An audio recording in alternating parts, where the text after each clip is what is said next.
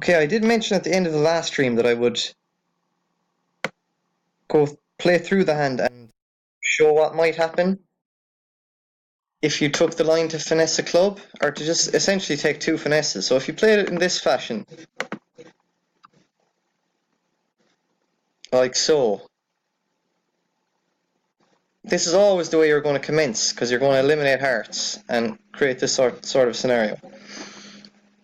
Now from this point, a lot of declarers would say it's a 75% line to finesse a club, and if it loses, go back up and finesse a diamond. Okay? So, or it's even better to actually finesse a diamond first. And then if the diamond loses and the diamond, if the diamond can actually lose and the diamonds can be 3-3, and you can still get rid of your so let's say, for example, you do something like this. Okay. Now it had loads of chances. If the diamonds are 3-3, which they're not, now you can fall back in a club finesse. So at this point you could say you were really unlucky in that a straight club finesse is 50%, a diamond finesse is another like 25, it's 75, and then what? 3-3 diamonds is like a third of the rest. Like, I mean, it's like what? A third of 25, you're talking like another, 8 and a bit percent. So you've basically taken the line you took was over 80% and it failed. About 83% or so off the top of my head. And you could kind of bemoan your bad luck and say, oh man, I took an over 80% line, it didn't work. Unlucky. But I think one of the important player features of improving your bridge when you get to these sort of very advanced situations is that sometimes you see a line and it's a good line, but a question you should always ask yourself is there a better line? Is there a line where I can guarantee the contract? Now this is at imps generally, because you don't want to be at match points, you want to be maximizing your tricks most of the time. So you're taking the line that's going to give you most of the tricks the majority of the time. But say at imps here now, for example, you're asking yourself, like at match points, you're probably going to finesse a diamond, hope diamonds are 3-3 with the queen on side, and then you could drop the queen of clubs on the fourth diamond. But at imps, the line I showed in the previous stream is effectively a 100% line. So if this guy went the 10 or the 9 of diamonds, we insert the jack. But once he plays low, we put in the 8. And we force West into sort of an uncompromising position. He's sort of stuck in that no matter what he plays, he's going to give us the rest of the tricks. So West has sort of been cornered into the being end played in all suits. So he chooses to play a diamond, but if he plays a club, it's into ace queen. If he plays a heart, he gives us the ruff and discard. So this was the line I took in the previous stream. We preserved the spade entry,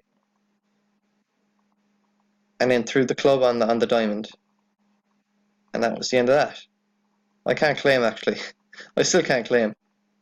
I don't know why I'm trying to claim.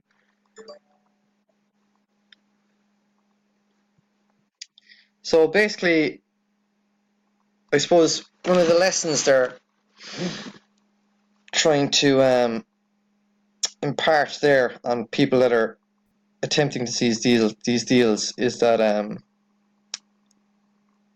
sometimes you pick a line, you find a line that's a good line, but there may be an even better line. So see if you can find the absolute best line, and sometimes there will be a 100% line like that. On to the next deal. So I'm in 5 clubs, and I'm going to lose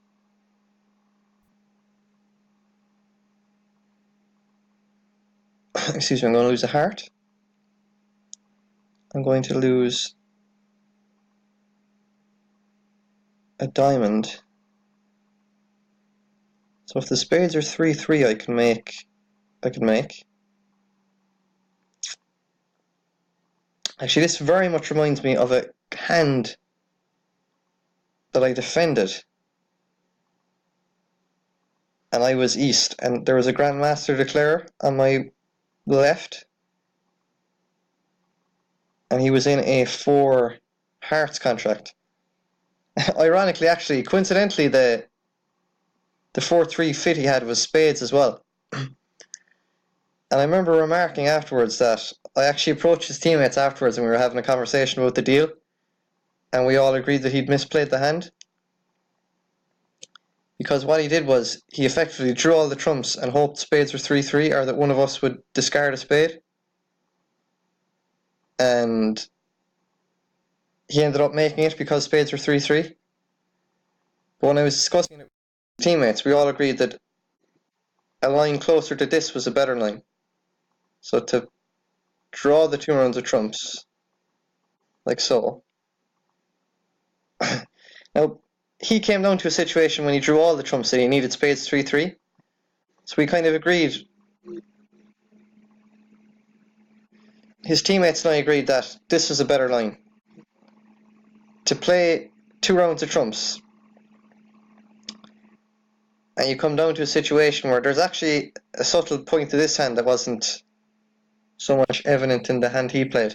But what I'm going to have to do now is I'm going to have to play another spade. And if the spades are 3-3, I can just draw all the trumps and give them a heart and a diamond. But there's an extra chance that if the guy with the 4th spade has the long club, or sorry, if the guy with the 4th spade also has the trump, he can't ruff because he has to follow to the spade, and then we can also ruff the spade. So we have 2 chances, either 3-3 spades, or the guy with the 4 spades has the outstanding club and he can't ruff when we play another spade. There's actually a slight subtle difference to this hand because I play the queen of spades, excuse me. I don't want to play the queen of spades in case this guy roughs it, and this guy had 4 spades. So I want to play a spade towards my queen x, okay? So if I play the spade and this guy roughs, he's just kind of roughing air because I'll play like a low spade and I'll throw a heart loser on my spade. And if he follows, I need the spades to be 3-3. Or I need him to have, or I need this guy to have the 4 spades and the 3 clubs. Okay, so it's either a situation where he has no clubs left and this guy has the 4 spades and the long club, or this guy could have roughed but he didn't rough because he knows that roughing is no good. So we'll see what situation it was. So I will play this.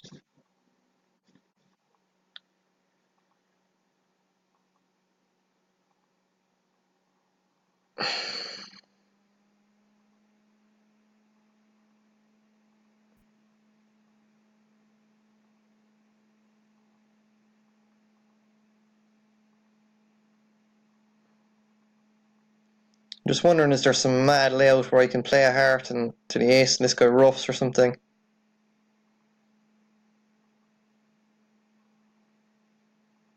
Seems safer to just play a diamond first. I'm sure a heart would have been okay though. And now I can just give them a heart at the end. So this guy had the trump, but he would have been roughing air. Okay, so I can't claim still.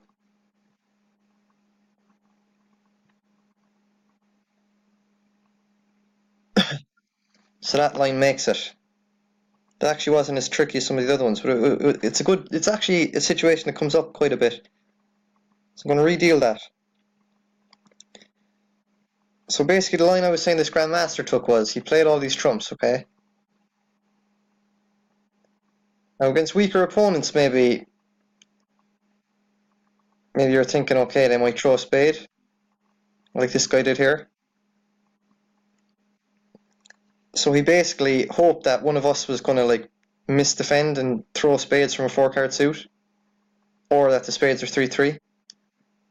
But if the spades are 4-2 like this, he would have been off, and he would have gone off in a contract that he could have given himself an extra chance in. But as it turns out, spades are 3-3-3 for him, so it didn't matter. Got away with it, and you're just off here. It's a redeal. I wonder would it have let me come to hand with a heart on the line that we chose. I was also concerned about playing the queen of spades here in case this guy roughs it, or somebody roughs it. Basically, I can't allow the queen of spades to be roughed. That's the problem. I think if this guy has... I can't allow the queen of spades to be roughed. Yeah, exactly. So this is the difference between going up and playing a spade down, is when this guy is roughing a spade now, he's not roughing air, he's roughing my winner. So instead of having the queen of spades in my hand now, I have the 2 of spades, which is no good. That won't pitch a heart from the dummy. So now I'm going to be off. I'm going to lose a heart, a diamond, and I've already lost the trick. So that was the key difference in going up to the king of hearts and playing a spade down. So I can't play the queen of spades, I need to go up and play towards the queen of spades. And now this guy can rough, but when he roughs I'll just play a low spade, and the heart loser will go away on the queen of spades. So I'll still come to 11 tricks. I think that's all the expert deals. Next deal? No, there is no next deal. So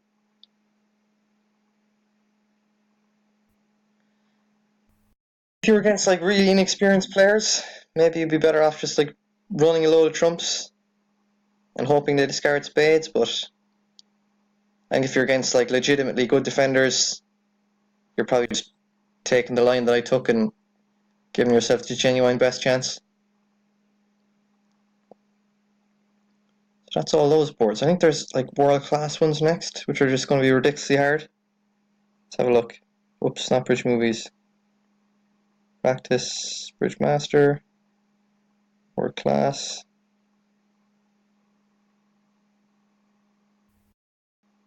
I've actually done these, so.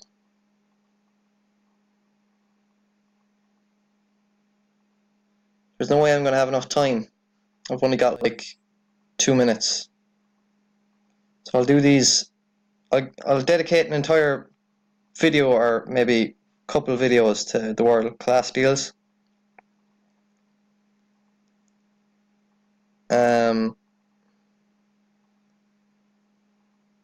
3-0 trump. It's very tricky. Need the diamonds to be... I don't even know what hand to win this in. Presumably win it in hand, because you want the king of spades as an entry to the diamonds.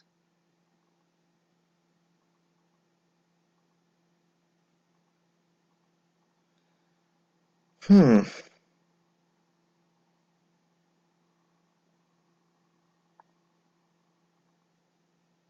you duck a diamond from both hands?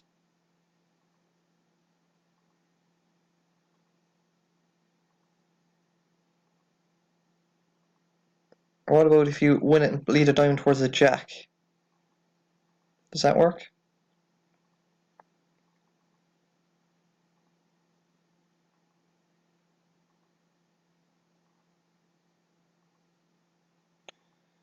I feel like you need the king of spades as an entry.